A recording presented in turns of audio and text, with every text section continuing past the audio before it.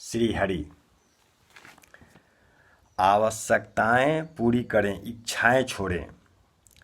आवश्यकताओं और इच्छाओं का अंतर समझा जाना चाहिए।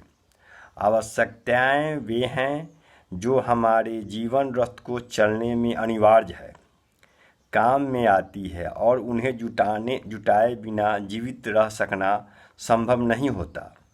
इच्छाएं वे हैं जिनके बिना कोई काम रुकता नहीं, पर बड़कपन जताने और अहंकार बढ़ाने के लिए अकारण ही उन्हें संग्रह किया जाता है। यह संग्रह अस्वाभाविक होने के कारण कष्ट साध्य भी होता है और परिणति में दुखदायी भी। इसके कुचक्र में फंसकर उन बहुमूल्य सत्कर्मों को कर सकना संभव नहीं रहता जो आत्मा को प्रगतिशील और जीवन को महान बनाते हैं। व्यस्तता के रहते वे बच कैसे पड़ें? अनावश्यक संपदाओं के संग्रह में अनेक तरह के अनाचार अपनाने पड़ते हैं। फलतः कुकर्मी जीवन आत्म प्रताड़ना और लोक भर्त्सना का कारण बनता है।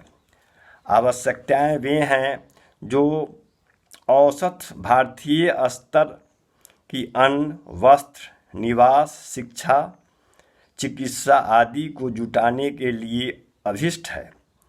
उनके लिए हर समर्थ आदमी को श्रम करना चाहिए। छोटे बालकों, अपंगों अथवा जरा जीर्णों के अतिरिक्त हर किसी के लिए आवश्यक है कि अपने निर्वाह के निमित्त एक तरह न सही दूसरी तरह से कर्म करना चाहिए। कामचोर निठल्ले होकर न जिए, परावलंबी होकर गुजारा तो व्यवस्था की स्थिति में ही करना चाहिए और यह सोचते रहना चाहिए कि जब उस लज्जाजनक स्थिति से उबरने का अवसर मिले।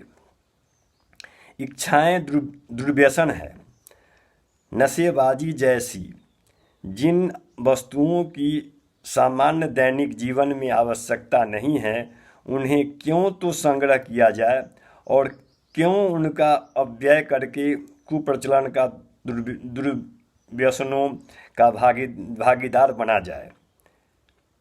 अमीरी, ठाठ बाट, श्रृंगारिता, विलासिता के साधनों का जमा करते जाना कभी सौभाग्य और बड़कपन का चिन्ह रहा होगा, पर अब बढ़ती हुई विचारशीलता ने उस मान्यता को निरस्त कर दिया है। अब इस वर्ग की गणना हे जनों में होती है।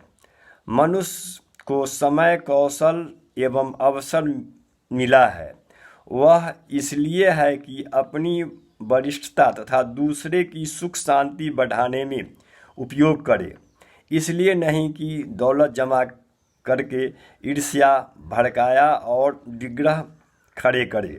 दीवार खड़ी करने के लिए किसी दूसरी जगह की मिट्टी उठानी पड़ती है और गड्ढा बनता है। संसार में भगवान ने इतनी ही सामग्री बनाई है कि सब लोग मिल बांट कर खा सके और हंसते हंसते जी सके।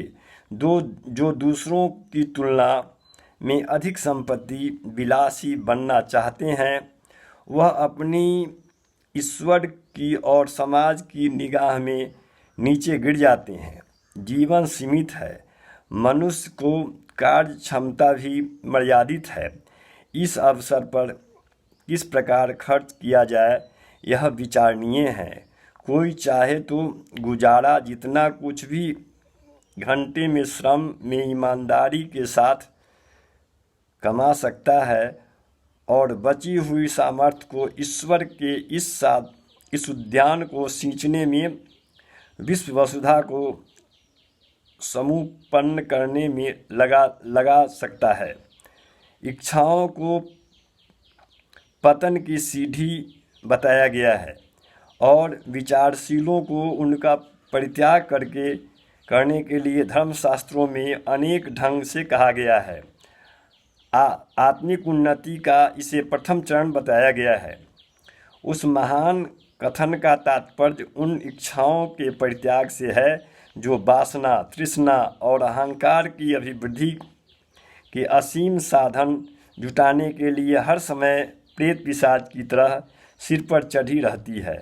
हम आवश्यकताओं, इच्छाओं का अंतर समझें और उचित निर्वाह के लिए जितना आवश्यक है उतना न्यायोपार्जन कर कर करने के उपरांत ऐसी इच्छाएं करें जो देश, धर्म, समाज और संस्कृति को समुन्नत बनाने का पथ प्रशस्त करे। इसलिए आवश्यकताएं और इच्छाएं में जब अंतर समझ जाएगा तो आदमी का आत्मिक उन्नति संभव है। और आत्मिक उन्नति संभव होने के लिए, संभव करने के लिए इच्छाएं और आवश्यकताएं में अंतर समझना चाहिए। इसलिए आवश्यकताओं की पूर्ति न्यायोचित ढंग से उपार्जन करके करना चाहिए। श्री हरि।